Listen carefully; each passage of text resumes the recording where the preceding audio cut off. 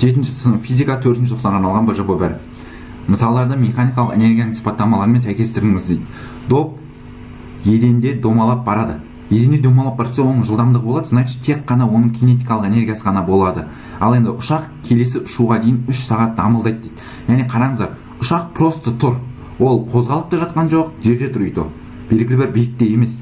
Значит, ол жерде толық механикалық энергия 0-ге тең болады деген сөз. Себебі кинетикалық энергиясы да потенциалдық энергиясы 0-ге тең деген сөз. Ұшақ аэроботқа қонуға бет алды. Бұл кезде кинетикалық әрі потенциалдық энергия ие болады. Себебі ол белгілі бір биікте и жылдамдығы бар. Ағашта алма пісіп тұр, алма белгілі бір биікте тұрады. Значит, оның тек қана потенциалдық энергиясы ғана болады. Не? Дәл осылай жазып қоямыз, міне қада жазып қойын. Келесі.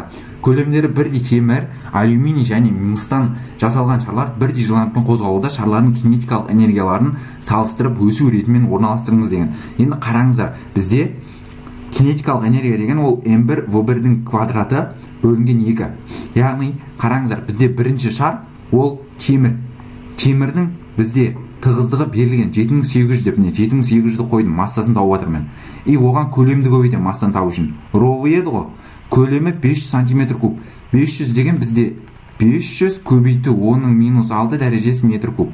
Мен осыны апардым, міне жерге қойдым. 500 көбейті 10-6-ны 7800-ге көбейттім. Яғни тығыздықты көлемге көбейттім, массасы шықты. Ал енді v-ның квадрат, яғни жылдамдықтар бәрінде бірдей 2 метр секунд. 2-ның квадраты 4-ге тең. Бөлінген 2 формула бойынша міне табылды. Дәл солай. Екінші шар бізде алюминийдікін де дәл солай тауып жатырмын. Яғни 2700-ді 500-ге көбейттім. 10-6 көбейтілген 4 бөлінген 2 міне. Дәл осылай бәрінікі табылды.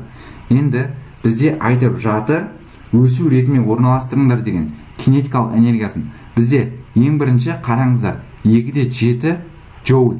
Ол бізде алюминий болады. Ал екінші ол бізде темір болады, 7-де 8 джоуль болады.